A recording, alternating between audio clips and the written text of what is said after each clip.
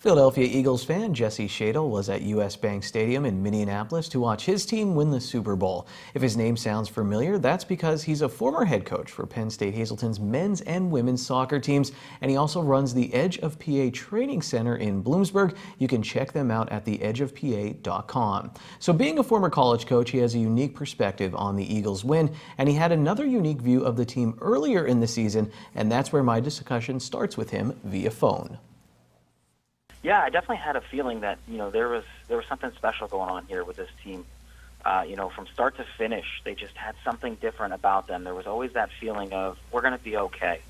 And I said I was fortunate enough to go to a few games this year, fortunate enough to stand on the field for one of those games, the 49ers game, and just to see the guys and the way that they interacted with each other, the leadership from Coach Peterson all the way down. As a former collegiate coach myself, I kind of understood, the environment surrounding the players in this team, and it really, that's really what carried them all the way through, was the culture that Coach Peterson brought to that team. Did you have to pinch yourself a few times and be like, I'm at the Super Bowl? When we got into the game, I remember specifically turning to my girlfriend Maria and saying, look around, and she did, and I said, now look down at that field, and she did, and I said, it's just a football game, and we're going to do it.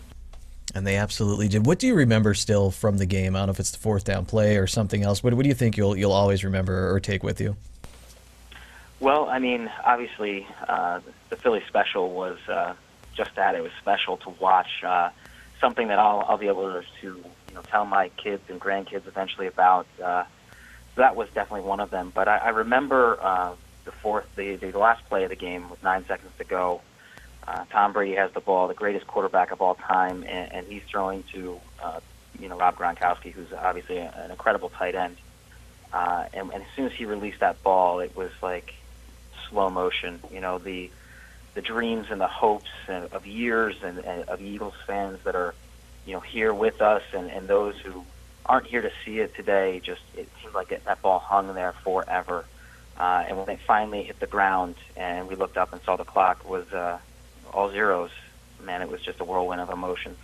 Is it fitting that if it was going to happen, well, when it happened the first time, winning that Super Bowl, that the Eagles did have that underdog role, that the whole, then it built up the Rocky theme and the feeling of the city of Philadelphia? Did it kind of all work out? Yeah, it worked out. The Eagles played well off of that underdog role. Everywhere you went in the city of Philadelphia, you could find underdog T-shirts, you could find little masks to hold up over your face and things like that. And I think that was kind of, in the end, I think it just continued to solidify the culture of this team and the way that they came together all year, their next man up mentality. That underdog status really allowed them to ride that wave all the way through.